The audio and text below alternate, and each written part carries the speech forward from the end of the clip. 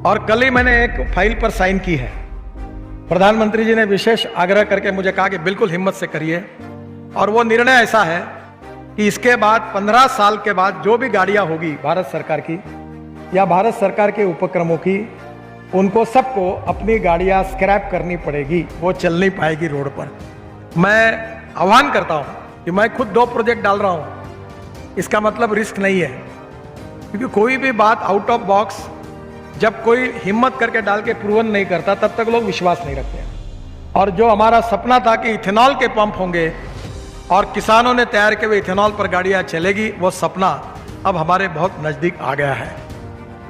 दूसरी महत्वपूर्ण बात है जो मैं आप सबसे आग्रह करूंगा कि अब हम जल्दी ही इथेनॉल के पंप शुरू करेंगे, और उसके लिए सबसे इंपॉर्टेंट चीज ये है कि हमारी हीरो, टीवीएस और बजाज, इनकी स्कूटर और मोटरसाइकिल मैंने आग्रह से फ्लेक्स इंजन में बनाई है, वो भी अवेलेबल है, शायद प्रदर्शनी में भी आई है।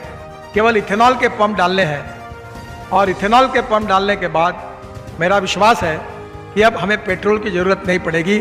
अब हमारे किसानों की और किसानों के बेटों की मोटरसाइकिल, ऑटो रिक्शा और कार, ये पूरी तरह 100% किसानों ने तैयार किए हुए बायो इथेनॉल पर चलेगी। इस बात की मुझे बहुत खुशी है और आनंद भी है, और हम लोग इसका अनुकरण करेंगे। एक संकल्प मेरे मन में है, वो बहुत कठिन है। लोग मुझे कहते हैं कि ये करो मत, पर मैं बोलता हूँ वो हो जाता है, तो कठिन होगा तो भी असंभव नहीं है।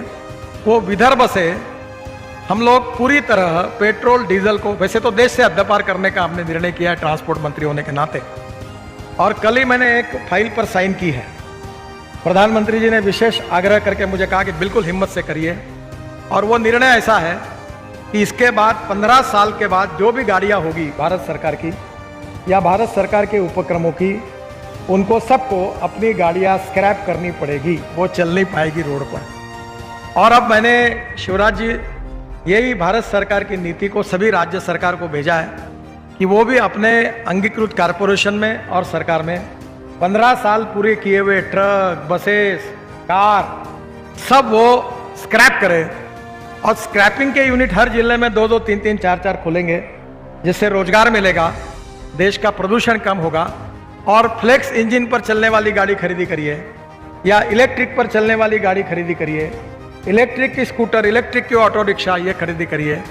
अब मेरे गांव में, मैं यहाँ से 18 किलोमीटर दूर है, मैं रोज सब्जी मेरी पत्नी खेती देखती है। कल 105 किलो मेथी और बाद में धनिया मार्केट ये दुकान में लाया मैंने प्रताप नगर के, और मुझे बहुत अच्छा भाव मिलता है। तो मैं अब इलेक्ट्रिक गाड़ी पर मेरी सब्जियां 700 किलो तक रोज मार्केट में आएगी, तो खर्चा नहीं के बराबर है। तो वो इलेक्ट्रिक गाड़ी भी है, तो इलेक्ट्रिक गाड़ी पर अब किसान अपनी सब्जी बाजार में लाएगा, तो पेट्रोल डीजल की तुलना में कोई खर्चा ही नहीं होगा, फुकट में होगा। रात को अपने घर में वो चार्ज करेगा। तो आने वाले समय में टेक्नोलॉजी आपके पास आ रही है, और वैसे ही ये हमने तय किया कि विदर्भ में ये जो भंडारा, गोंदिया, चंद्रपुर, गढ़चिरोली, नागपुर जिला का आधा भाग है, ये चावल उत्पादक है, और मैंने तय किया कि इस जिले से हमारे पूरे ट्रैक्टर ये किसानों के से जो परली है, इससे सीएनजी तैयार करके चलेंगे। और मैंने बहुत कोशिश की, पर वो अभी काम पूरा नहीं हुआ, पर अभी जल्दी हो जाएगा।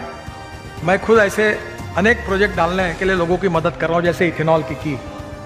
और भंडारा, चंद्रपुर, गढ़चिरोली और नागपुर जिले में मैं आह्वान करता हूँ कि मैं खुद 2 प्रोजेक्ट डाल रहा हूँ, इसका मतलब रिस्क नहीं है, क्योंकि कोई भी बात आउट ऑफ बॉक्स जब कोई हिम्मत करके डाल के प्रूवन नहीं करता तब तक लोग विश्वास नहीं रखते। और मेरा खुद का ट्रैक्टर इस प्रदर्शन में है, वो बायो सीएनजी पर चलता है। ये जो परली है, 5 टन परली से साधारणतः 1 टन बायो सीएनजी और 12-12 टन के 2 प्रोजेक्ट मैं खुद डाल रहा हूँ।